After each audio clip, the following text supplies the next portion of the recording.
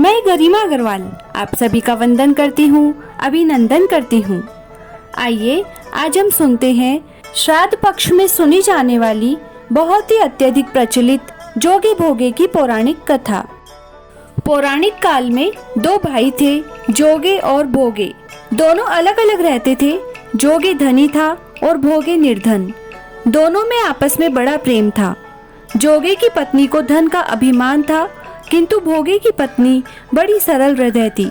श्राद्ध पक्ष आया। जोगे की पत्नी ने जोगे से पितरों का श्राद्ध करने के लिए कहा तो जोगे इसे व्यर्थ का कार्य समझकर टालने की चेष्टा करने लगा, किंतु उसकी पत्नी समझती थी कि यदि ऐसा नहीं करेंगे तो लोग बातें बनाएंगे।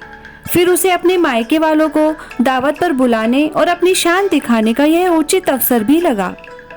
अतः वह बोली, आप शायद मेरी परेशानी की वजह से ऐसा कह रहे हैं, किंतु इसमें मुझे कोई परेशानी नहीं होगी। मैं भोगे की पत्नी को बुला लूंगी, दोनों मिलकर सारा काम कर लेंगी। फिर उसने जोगे को अपने पीहर न्योता देने के लिए भेज दिया। दूसरे दिन उसके बुलाने पर भोगे की पत्नी सुबह सवेरे आकर काम में जुट गई। उसने रसोई तैयार की, अनेक पकवान बनाए, फिर सभी काम निपटाकर अपने घर आ गई। आखिर उसे भी तो पितरों का श्राद्ध तर्पण करना था। इस अवसर पर न जोगे की पत्नी ने उसे रोका, न वह रुकी। शीघ्र ही दोपहर हो गई। पितर भूमि पर उतरे। जोगे भोगे के पितर पहले जोगे के यहाँ गए तो क्या देखते हैं कि उसके ससुराल वाले वहाँ भोजन पर जुटे हुए हैं। निराश होकर वे भोगे के यहाँ गए, लेकिन वहाँ क्या था, मात्र पितरों के नाम पर अग्यारी दे दी गई थी। पितरों ने उसकी राख चाटी और भूखे ही नदी के तट पर जा पहुँचे। थोड़ी देर में सारे पितर इकट्ठे हो गए और अपने अपने यहाँ के श्राद्धों की बड़ाई करने लगे। जोगे भोगे के पितरों ने भी अपनी आप बीती सुनाई। फिर वे सोचने लगे, अगर भोगे समर्थ होता तो शायद उन्हें भूखा न रहना पड़ता, मगर भोगे के घर में तो 2 जून की रोटी भी खाने को नहीं थी। यही सब सोचकर उन्हें भोगे पर दया आ गई। अचानक वे नाच नाच कर गाने लगे, भोगे के घर धन हो जाए, भोगे के घर धन हो जाए।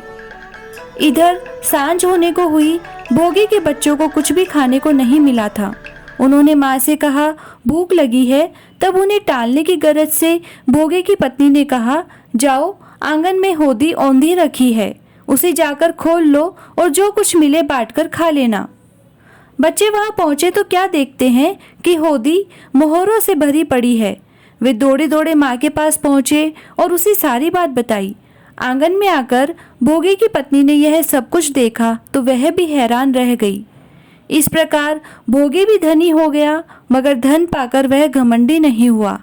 दूसरे साल श्राद्ध पक्ष आया। श्राद्ध के दिन भोगे की स्त्री ने 56 प्रकार के व्यंजन बनाए, ब्राह्मणों को बुलाकर श्राद्ध किया, भोजन कराया, दक्षिणा दी। जेठ जेठानी को सोने चांदी के बर्तनों में भोजन कराया। इससे पितर बड़े प्रसन्न और तृप्त हुए। जय श्री राधे।